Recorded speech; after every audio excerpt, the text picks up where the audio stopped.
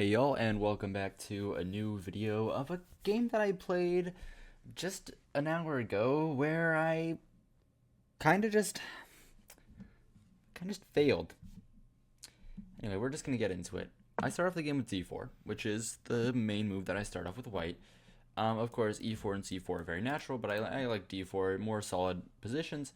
My opponent goes knight f6, and I decide to transpose to the Trembowski attack with bishop g5. My opponent goes knight e4. I go h4, the raptor variation. I have a video on this, and my opponent decides here to go with one of the most combative and most aggressive ways to play against this, which is this move c5. And I haven't played this in a long time, so when I saw that he played this, I felt very good about myself because I know exactly how to do this. First of all, I start off with this move d5. Whenever they push c5, you're supposed to push d5 in the center. And what they're going to try to do, they're going to try to attack this pawn, but it's not worth it. And that's what I love about this position, because after this move queen b6, I play the move knight d2. And you cannot capture this pawn. Taking this pawn, well, first of all, if it loses a knight, but let's say after he takes my knight, which he decides to do, he could be taking my bishop too. This is a line that's also bad. The best move is actually this move h6, sacking a pawn here, because this pawn is always weak, and this actually kind of makes sense here. Like after knight f3, for example, gh, I can't actually take back. I can't. Why not? Oh, I see. Wait, really? Yes. Okay, I see. But basically there's some interesting lines here. Like here I can't really capture. I can capture here, but then he takes on b2, and then it's equal position. Anyway, he decides not to do that and decides to take the knight on d2.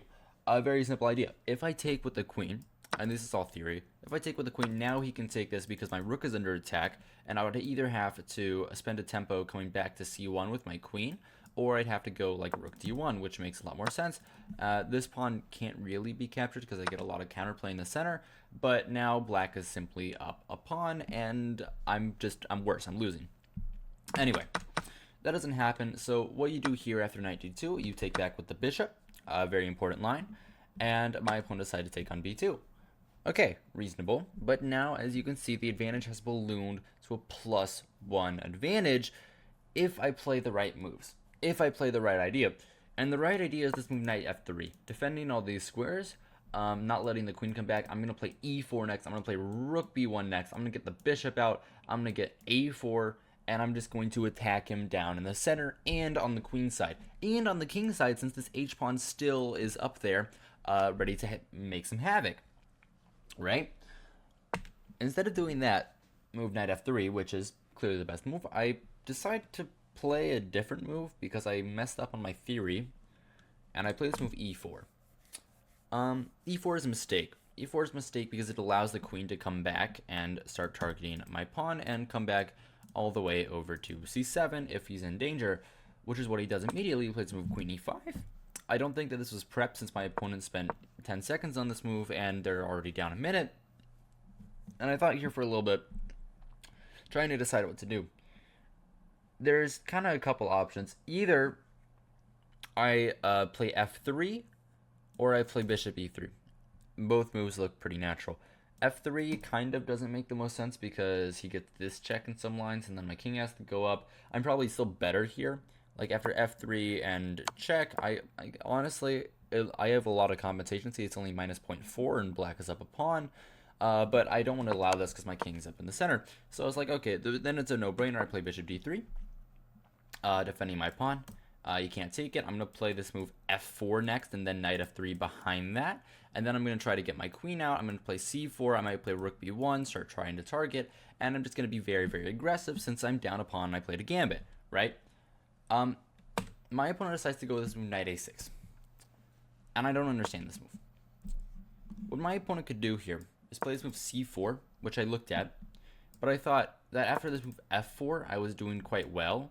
After like queen c7, bishop e2, I thought that I was probably fine here, and I was probably going to be able to win this pawn back in the future with like rook b1 stuff and knight f3, and I'm doing pretty good here. That's kind of my analysis of the position.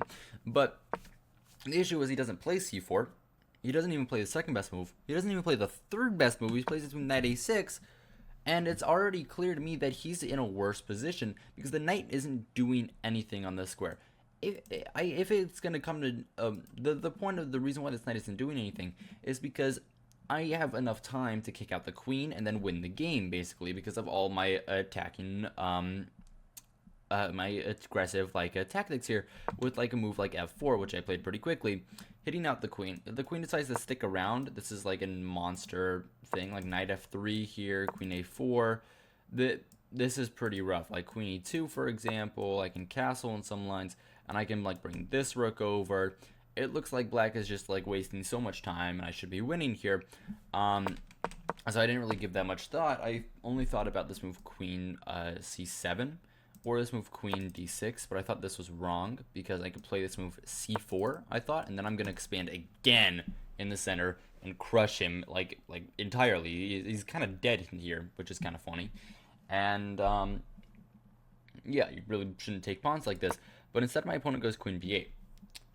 Another move I didn't consider, and I thought here for a while. What I could do, I have a couple options. I thought that I only had two options really. Well, three options. First of all, the first move that came to mind is rook b1, like queen on the other side, rook here. Then I'm like, what am I doing after knight c7? I don't really understand. Like maybe I can play this, soften up the position. It doesn't look like enough play. The other option I had was knight f3, simply developing a piece, trying to get pieces out, maybe expand in the center like this in the future. I could expand in the center now, which is a line.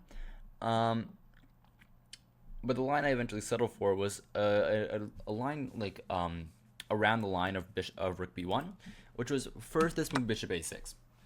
And I thought, okay, I don't like that the knight can come back to c7. I want to get my rook into play and attack the queen. Let's do that. Bishop a6, pawn takes a6, and I play rook b1, right? Now my rook has this excellent open file that I can go to forever. I have this move knight f3 next. I'm going to expand in the center. I'm going to bring my queen out. I might castle. I might go king f2 in some lines. And I'm doing pretty well, I thought. My opponent plays queen c7, of course. And I here decide to continue going with very, very aggressive play. And I play e5 pretty quickly. Now, what I'm doing, I'm simply going very aggressive in the center. I might play this move. Try to sack a pawn, open up his king at some point. Queen e2 lines. Trying to pressure him over here. Knight f3. Castles, lots of very interesting ideas where probably white is like almost winning, and I'm right that white is better, but I had a lot of other ideas. Like I could have played this move knight h3, which is insane. This is the top engine line, knight h3. I suppose, I guess the idea is to develop the knight without hindering the advancement of the queen. It's like this square, for example, but it's a little confusing. Like after d6. Yeah, it is this idea. Queen f3, and I try to get in. Okay. Instead, e5. My opponent decides to play this interesting move g6, trying to like develop his pieces because he doesn't have any play here, and he has to keep going. And I like, okay, g6. Now I'm gonna play h5. Very, very natural. I'm just trying to open stuff up over here. If he wants to go for that, sure, do it. Bishop g7. And I'm like completely winning if I play the move h6. And now after this move, now I can go c4, get a beautiful center, knight coming up to g4, g5 in some lines, queen coming here, queen coming maybe here in some lines, because after this move I have this move, takes, and I have this very nice pawn in this position. And now he just doesn't have any play. That's the main point. But I don't do that. I get kind of trigger happy here, and I just continue like just making myself like, I don't know. It's one of like the most annoying things about me, because every time that I have this very nice like positional advantage, I find like some way to ruin it, and I play HG, which isn't that bad of a move. Like let's not put that. This isn't that bad of a move. HG makes sense. HG makes some sense. Because after, he kind of has to recapture with the h-pawn. If he recaptures with the f-pawn, like, what are you doing? Your king's weak forever. And I can probably even go, like, queen g4, knight f3, and like, win here. Instead, he captures with the h pawn, of course, and I'm like, okay, forced to take. My rook doesn't have anything else it can do. Bishop takes, and I was like, okay, now I'm going to get my queen in. And this is right, but if I had just played h6, I would be like much more winning. Like he has no play. He has no play if I play queen h6. I mean, the move h6, which is just infuriating to me, like how I didn't like see that. But I continue playing the game correctly. I go queen g4. Idea being, I might want to play like this move, get into the dark squares and mate him in some lines. Very interesting idea. Another idea being, I want to keep. I want to get my knight up. I want to get something over here on the h file on some lines. There's lots of cool ideas here with this move queen g4, just a very active move. My opponent goes back to g7. Okay, pretty reasonable. I could play queen h4, but I didn't really see the idea. Like, I thought, okay, queen h4, even if I get everything that I want, even if I get knight up to g4, like, he can just defend his bishop with king f8, I thought. And I'm like, okay, what am I doing there? I didn't see the idea. So I was mostly looking for stuff like this move, like e6 at some point, or d6 at some point. These are kind of the ideas that I was looking for, and it made a lot of sense. But here, after bishop g7, I decided to play on the queen side. And how to play on the queen side? You gotta play on the king side, right? So I play this move king f2, which is a very interesting move. The idea of this move is that, okay, you know what I don't want you to do? I don't want you to play rook b8. I want this rook to be trapped forever. And it stops rook b8. If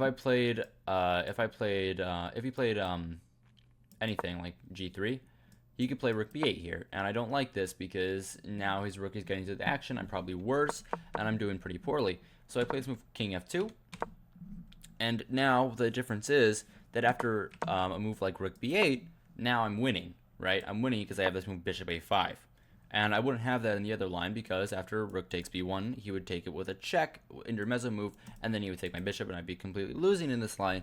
But here, my opponent would have to take, I would recapture, and my opponent would probably have to come back to c7, and I'd be winning. Right, this would be a very easy win. He doesn't have any perpetual checks. Instead of that, my opponent plays a different move, which is this move bishop b7. Okay, I guess if I was playing this normally, I would have just played c4. If I wasn't playing like, okay, I gotta win this game, I would have played c4 in like 2 seconds. But I didn't do that. C4 just defends the pawn, and then I have like pressure over here.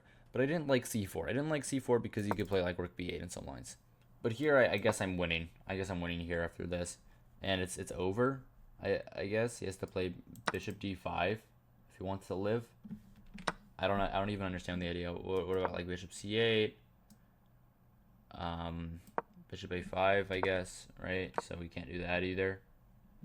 I guess he just doesn't have any play after knight f3. I don't honestly understand. Anyway, c4, I could have just played him in like 1 second and won the game. Instead, I was like, okay, I want to keep it tactical. I want to keep play on the board. So I play this move bishop a5. A stupid move, and it's like, okay, you can't take because then I take his bishop and I have pressure on here. That's like my main idea, and then my rook gets in, everything gets in. I'm doing really smart. He has to probably come back with his queen, and I'm winning, right? And there's no perpetual check over here, and I'm doing quite good. But I just miss the very simple idea that after queen a5, which he doesn't play, by the way, after this whole line, he comes with this move, defending this pawn and attacking my rook and winning an extra pawn. And I didn't see that. I just didn't see that, which is a little absurd. I should be seeing stuff like this, and it kind of makes me a little irritated that I missed that. But luckily for me, my opponent didn't see it either, and instead played the move queen c8. And now I'm simply winning, right? Now I got his king kind of cut off. I was trying to stop long castles for a lot of the game, which is kind of what this move does in some lines. And now I'm just doing quite good. I'm up like everything. I'm up the whole house, which is nice. My opponent I now go to c4, defending my center pawn from his bishop. Pretty natural move. He can go rook b8, but then his king is kind of stuck in the center forever. I mean, technically it's stuck in the center anyway because of this, and he's never going to get rid of that. His dark squared bishop is bad. His light squared bishop is bad. Knight f3, knight g4 is coming, and I'm winning, right? This is the whole plan, and this is what I'm gonna do. My opponent goes king f8. Okay, trying to like stay off some like mating nets, because I was like trying to play this in some lines, and there's some interesting lines here where I can get the g4 pawn, but they don't actually work because he can just run away. Very interesting line. And here I'm like, okay, now I need to develop my knight. It's the last piece that hasn't been developed. Now what I can do, I can bring my rook over here in some lines, which is what I was thinking about. I can get this over, I get knight g4, I can win the game. Basic idea. My opponent goes rook b8. I decide to go knight g5. Thought this was very good. I'm just putting my knight up into the center. Very active move. I'm like pressuring some pawns. I might like sack it at some point. And my opponent decides here to play some bishop a8, and I win the game. And I'm winning the game. But I don't do it. I'm winning the game. And I'm trying to figure out how this works. I see how I can win a pawn. First of all, rook b8 takes queen d7. Wins a pawn. I have pressure. I win. I didn't like this because he gets in some lines. And like this check. And he wins my bishop in some lines. But this is actually simply winning after queen c8. It's just checkmate. Maybe that's what I should have gone for. But instead I go for the glory. I go for the best move. And it's the best move. I played correctly. I sacrificed my queen. Queen takes d7. Brilliant. Brilliant move. Brilliant move. Great move. And it's +6. It's +6 on the board. But I'm an idiot. But I'm just an idiot. And I mess up here. Of course he's forced to take. He has to take. I don't really see what else he can do. His best move is bishop e5. Bishop e5, sorry. Bishop e5, the computer says, and then like he holds here. But I mean, queen c8 takes. I'm up a piece. Like, what are you gonna do here? After queen d7, he's forced to take, and he goes for this line, which is the whole point of why I did this. And I'm just such an idiot because I could win right away after the move knight h7, and it's over. It's over. I pick up the house. It's over. I'm up a rook. But I didn't go for it. I didn't see it again, which is just absurd. Like, how am I not seeing this line? That's like the most easy deflection tactic of the entire world. But instead I take. Because I'm like, okay, you know what? I'm winning. I'm winning still. After rook e8, I'm winning because I get this pawn. And I'm like, okay, that's enough. That's enough. I'm going to get this pawn. I'm going to win the game. He plays move e6, which is what I calculated. After knight c5 takes, I took on a6. And the idea is I come here, I win the bishop, and I win the game. For some reason, my opponent decided to sack the bishop. Kind of stupid. I don't know why he did that, but you know what? Whatever floats your boat, and I'm up a piece. I'm fine. I finally have gotten out of this horrible position that I got myself in. Well, not horrible. It's a great position actually. That I got myself in, and I've like converted everything. Now, what my knight is going to do is going to defend these pawns. It's going to defend these pawns, and I'm going to bring my king over and win the game. That's basically the game plan. My opponent goes bishop f8. Don't understand the idea. Reason I don't understand the idea is because what I thought he was trying to do was like maybe trying to defend this pawn, but my pawn always defends, and there's nothing he can do. So I'm like, okay, I'm going to bring the king e2. Now my king's going to come over here. I'm going to pick up this pawn, and I'm going to win the game. King c6. I bring my knight out to c7. I thought my knight was in jail for long enough. Now my knight's coming over here. My knight's coming over here in some lines, and I'm going to win the game. Bishop c5. I go e6. That was a very good move. If he pushes, I thought this was a pretty easy win after this move. And like here, and I can win in a variety of ways. Probably like this is the cleanest. Actually, probably bringing my king here, and like this is the cleanest line because my king gets in the way. You can win this pawn, but it's ill not. Like I can go e7, for example. You can't. He has to sack his bishop, and this is pretty easy at this point. That's a very clean way to win. Instead, of course, he takes on e6. I take back the pawn. I'm attacking the bishop.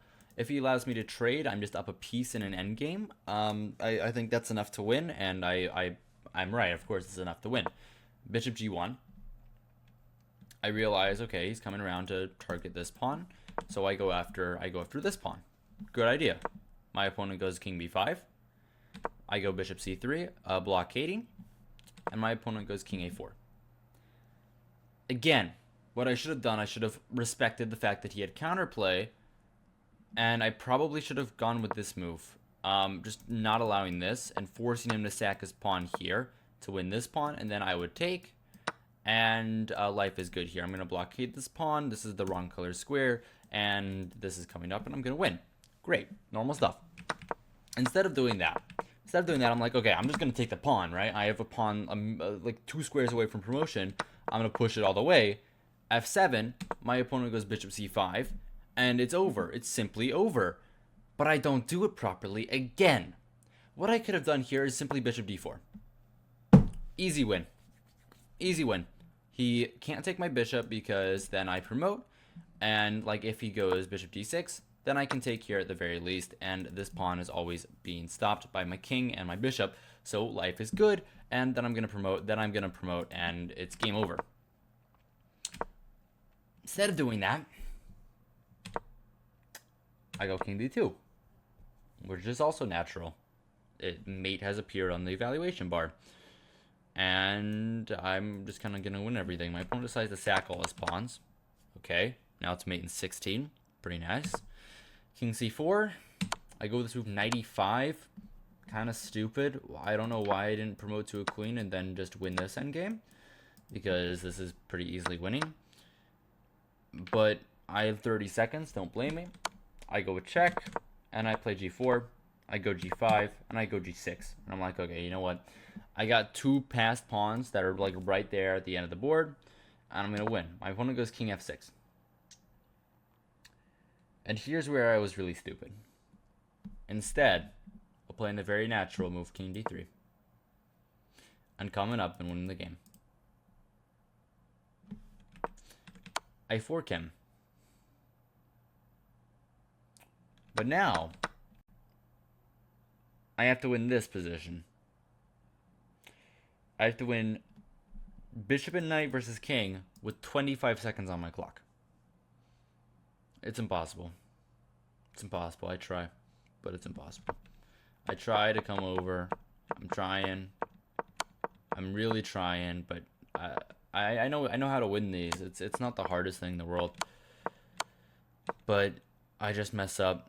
And I don't have enough time. Like, I suppose I could go try to play knight c5. I could try to win this move with like this move, and of course this is winning. It's mate in 15. But I don't play this, and I have 8 seconds on the clock. I'm trying. I'm desperately trying to win. But I have 3 seconds, 2 seconds, 1 second, 0.2 seconds. There's nothing I can do. I give this check with 0.1 seconds on my clock, and it's a draw. Pretty terrible. Pretty terrible, I have to admit. If there's one thing I could have done this game, one thing, it would be not to play knight d7. This is the worst mistake of the game. King d3 and I win. There's other mistakes too, of course. Other mistakes too. Like, not finding knight h7 here is a big mistake, but in all honesty, it's just ridiculous that I went for this. It's just crazy that I went for this. I don't know why I did this. I really don't understand why I did this at all. I'm mad at myself. I wish I could get better, but you know, yeah, that's all I have for you today. I hope you enjoyed. I hope you found this entertaining and instructive, all of the above. If you did, remember to like, subscribe, to learn more things YouTubers tell you to do. And, yeah, that's it. Good evening and good night.